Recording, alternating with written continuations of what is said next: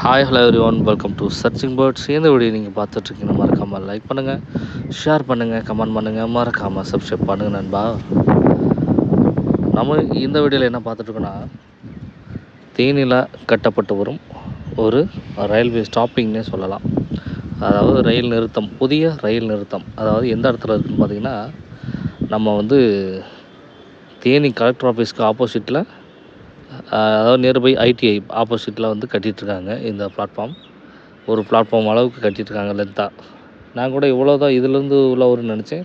But இன்னும் extend பண்ணி கட்டிகிட்ருக்காங்க, பெருசாக கட்டிகிட்ருக்காங்க. எப்படி 600 மீட்ரு 700 மீட்டருக்கு குறையாமல் இருக்கும். ஸோ அந்த அளவு நம்ம பேசஞ்சர் எக்ஸ்பிரஸ் நின்று போகிற மாதிரி இருக்கும். ஸோ அதனால் நிறையா பேர் பயனடைவாங்க. இந்த ஒரு ரயில்வே ஸ்டாப்பேஜ் மூலமாக நிறையா பேர் பயன்படுவாங்க. இப்போயுமே என்ன சொல்லுவாங்கன்னா, தேனி ரயில் நிலையம் போய் ட்ரெயின் ஏறணுமா அப்படின்னு யோசிப்பாங்க. ஏன்னா அதுக்கு புதிய ரயில் நிலையத்துலேருந்து பழைய பஸ் ஸ்டாண்டு போய் அங்கேருந்து ஒரு பஸ் ஆட்டோவோ எல்லாத்தையும் பிடிச்சி ரயில்வே ஸ்டேஷன் போகணும். ஏன்னா ரயில்வே ஸ்டேஷன் கொஞ்சம் ஓரமாக இருக்கும்.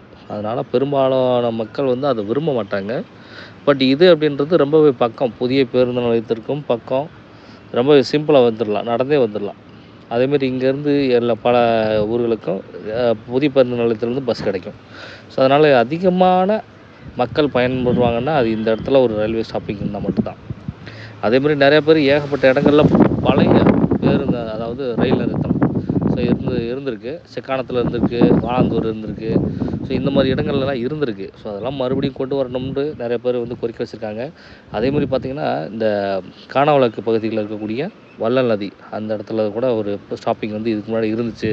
ஸோ மறுபடியும் இருந்தால் நல்லாயிருக்கும் அப்படின்னு சொல்லிட்டு பேப்பர் நியூஸ்லலாம் இருந்துச்சு, பார்த்துருந்தேன்.